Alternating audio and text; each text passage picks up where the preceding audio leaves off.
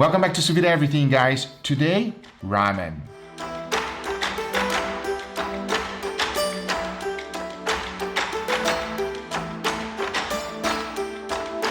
This is a skinless pork belly. Whenever I'm shopping around for one, the one thing I'm concerned is to make sure that it has quite a bit of meat. Pork belly is the same cut that is used for bacon, so you know there's plenty of fat already. And most of the time, what's missing is meat. Getting one that has nice juicy meat is the way to go. It's also going to be amazing for our ramen. Since I'm not going to be using the whole thing, I decided to split it, but also keeping in mind that I'm choosing the part that has the most amount of meat. Then with my knife, I decided to split it open to make a flat surface. This allows me to do two things. First, I'll be having more surface area for my seasoning, and secondly, it allows me to roll it to a nice shape so we have a beautiful presentation. To make sure I have the meat as flat as possible, I'm using a meat mallet. There's no secret here, you just gotta pat it down until everything is nice and flat. From there on, I moved into my seasoning and I started with salt, freshly ground black pepper, garlic powder, a little bit of onion powder, and to finish it off, I'm using Chinese 5-spice.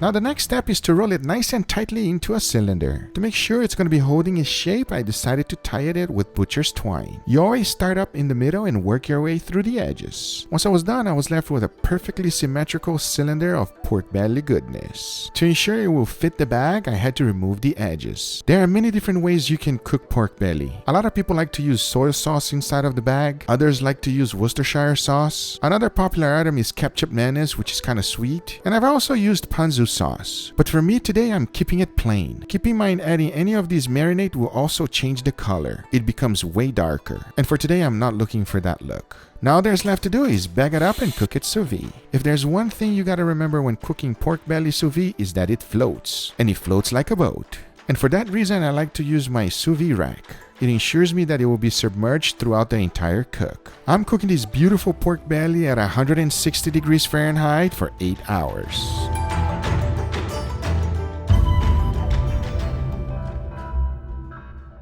I got my beautiful pork belly cooked at 160 degrees Fahrenheit for 8 hours, and it's time to take it out. Let's do it. To create our amazing ramen broth, I'm also saving the liquids from the bag. Once that was done, I quickly chilled the pork belly in an ice bath. The reason I'm chilling it is so that I can cut it real thin. And if for whatever reason you're not gonna eat it right now, is also the ideal thing to do. As my pork belly was cooling down, I've also boiled some eggs. They were boiled for 6 minutes, then directly transferred to an ice bath. This will allow you to peel it easily. And here's what I was aiming for, a nice soft boiled egg. Then I got a bowl and made a marinade for my eggs, and I started with a little bit of soy sauce, followed by mirin, and finished it off with some water. This will not only change the external color of the egg, but also gives an amazing flavor. The only thing you gotta keep in mind is that you don't want to leave it for too long. I would say a minimum of 2 hours and a maximum of 24. This is the leftover juice from a pork butt that I cooked a while back. On a very large pan, I threw in all my juices from the pork butt. It's still a little bit cold even though it was thawed out overnight in my refrigerator. Then, the juices from the pork belly.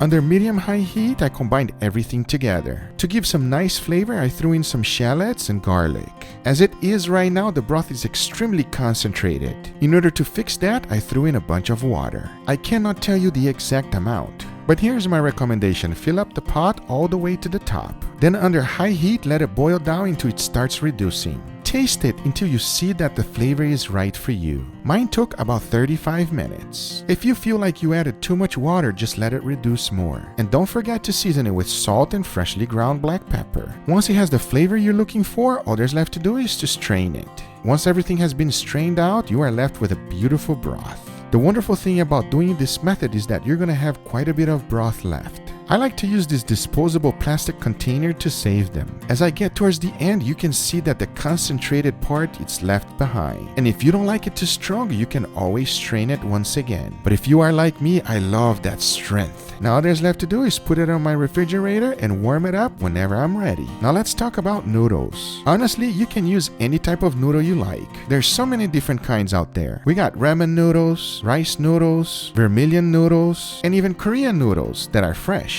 I say use the one you like. For today, I'm going to be using ramen. Another thing to keep in mind is toppings. Some people like mushrooms and others hate it, but I like it. and they're very easy and convenient to use. You just gotta boil them for 3 minutes, then strain them and they are ready to go. And here's what our egg looked like after it has been marinated for a few hours. It looks completely different than when we put it in. It seems like it was not even cracked. But once I opened it up, this is what I'm looking for, a nice soft boiled egg.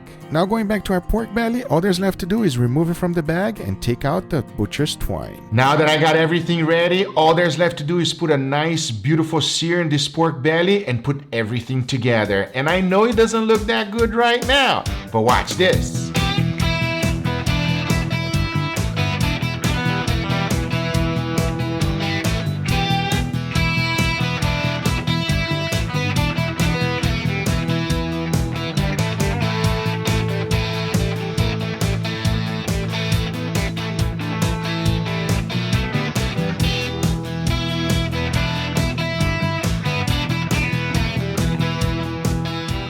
And this is my take on ramen. What do you think, Mama? Come on. Admit to everybody that you went to culinary school and you're a chef. I did not. No, thank you. I did not go, everybody. This is a great thing because you can do it with the leftovers. I made the broth from the leftovers of Sous Vide. So it's fantastic. It's a great, wonderful way to reuse something that normally, I would throw it away if I'm in the office, but if I'm in the house like now, I can do so many more things for you guys. Let's try the broth first. I like it a little bit stronger, like I showed you on the video. If you want it stronger, leave that little bit of part in the end. If you want it lighter, don't put it. Cheers, everybody. Wow. That's a nice flavor. Nice. Oh, man, hold on. I gotta go again. Wow. I enjoyed that a lot. Wow, that's so tasty. That's very good broth. I just want to continue eating it. It's nice, fatty, rich, quite rich, right? Yeah. Pork belly time. Oh, we already know this one's gonna be good. It's like, you don't even need to taste it. Ooh. Cheers, everybody. Mmm. Just melts in your mouth. You left the little leg too. I know, both of us. It's like, it's melting. That's amazing. Soft, tender, porky, fatty. Everything you want on a pork belly. Everything you want on a pork belly. A little bit of a crisp on the outside, but not enough to distract you from the flavor of it. Exactly. It is a big upgrade from those mioches that we buy it from Brazil. The little 50 cents package, everybody. This is a humongous upgrade. No, this is not top ramen soup, guys. I wanted to make this because every time we go to an Asian restaurant now, what are you ordering every time? Ramen. This is Mama every time we go to a ramen restaurant, right? First thing. Oh, man. I should have ordered something else. I said, you know what? I got you, Mama. This is fantastic. Let's try everything together with one bite, Mama. Ready? Oof. One bite. Everything combined together. Cheers, everybody.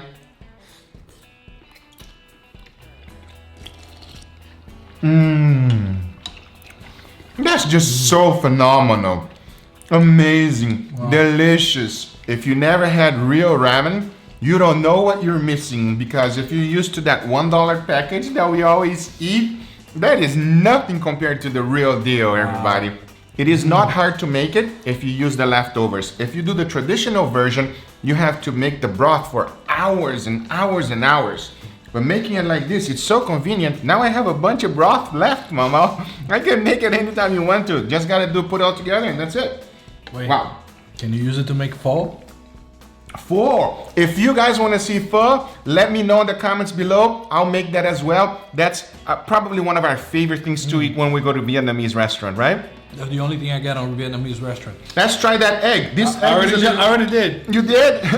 Did you feel a different flavor because of the soy sauce? How was it for you? I didn't feel any different flavor because of the sauce. So the deal with the egg is the longer it marinates, the more penetration we'll have of the soy sauce, and it will be a little bit saltier. Okay. This one was only marinated for 2 hours. Oh, wow, so only 2 hours? And only 2 hours. Like this? Yeah, imagine if I leave it like 7 hours or even 24 hours, then you will have an even more pronounced flavor. All right, let me try this egg, everybody. I'll let you know. I'll try it again. No problem.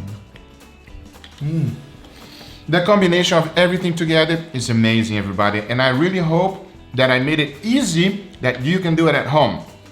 It takes a little bit of work, but once you have it already cooked, your pork butt or anything else, It's easy to make. It's not a big deal. It's worth it, guys. It is definitely worth it. Anyway, guys, I hope you enjoyed this video. If you do enjoy this video, make sure you give it a thumbs up. If you're not a subscriber, be sure to subscribe for future videos. Remember, if you are interested in anything I use, everything is always in the description down below.